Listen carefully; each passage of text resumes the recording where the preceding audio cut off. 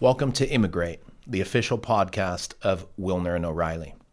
My name is Richard Wilner. I'm one of the founding members of Wilner and O'Reilly, and we are a full-service immigration law firm. Immigration's not just something that we dabble in. It's the only thing that we do. My partner is a former officer with the Immigration and Naturalization Service. We've worked together since 1999, but started the firm in 2003 with the sole purpose of providing excellence in immigration law. We've helped thousands of people over the years from all over the world. And the purpose of today's podcast is to provide you with information. Immigration law is complex, it's nuanced, it's fact-specific. So while I can't provide you everything that you need to know today, my goal is to provide you with a couple of key takeaways as it relates to the L-1A and L-1B visas. In the last episode of the podcast, we talked about E-1 and E-2s and some similarities and differences between that and the L-1.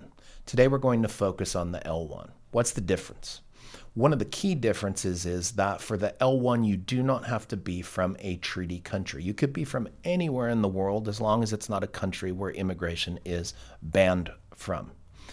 The L-1A or L-1B is not looked at as an individual visa. Though it benefits individuals, it's a company-to-company transfer. In fact, the formal legal terminology for the L-1B is an intra-company transferee. What type of people are we talking about? We're talking about managers, executives, or persons with specialized knowledge.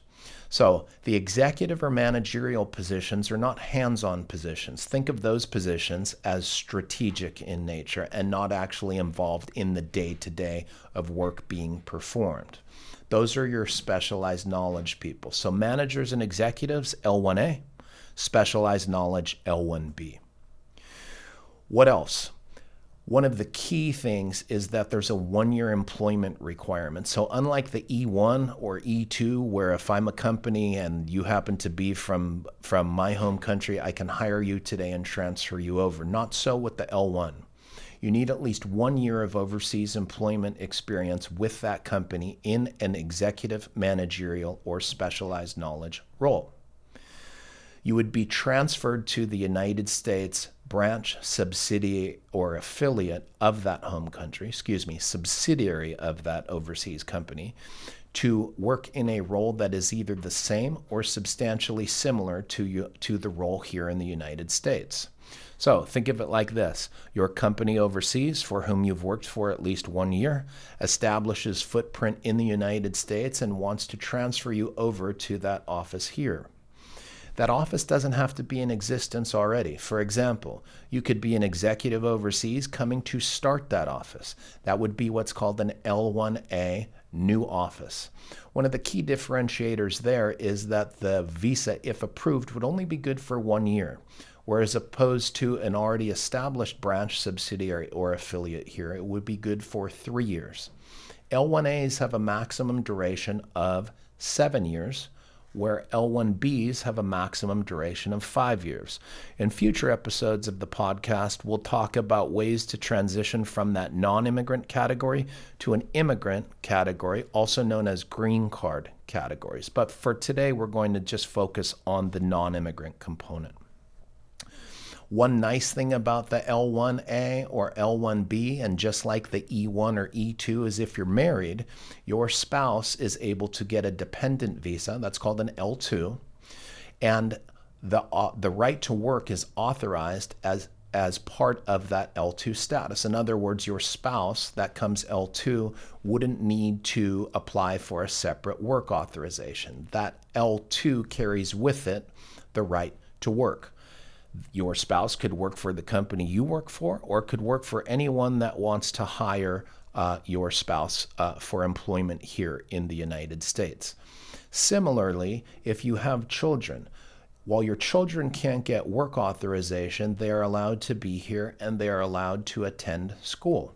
Sometimes what happens, and by the way, that applies to kids who are under the age of 21.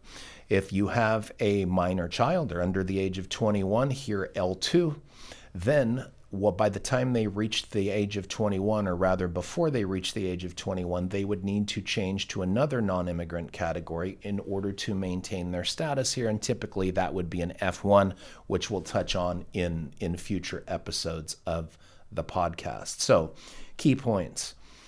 Overseas company that establishes branch, subsidiary, or affiliated company here. 1 year of employment history in a role that is either executive, managerial, or specialized, that's overseas, and that you'll be doing the same or substantially similar work here. Couple of final takeaways. There's process to this. Whether you're here in a non-immigrant status category already or overseas looking to come to the United States, everything starts with the filing of a petition here. If you're here, if and when that petition is approved, you can change status from whatever category you're in as long as you're maintaining your lawful status and haven't overstayed or otherwise violated the terms of your non-immigrant visa. So if you fall into that category, you can change status. If you are overseas, once the petition is approved here, you can then book in an appointment at the U.S. consulate in your home country, and then you would be issued, provided that everything's okay, and there's no reason why you shouldn't be allowed in the United States, such as crimes, prior immigration violations, etc. You will be issued an L-1A or L-1B visa in your passport.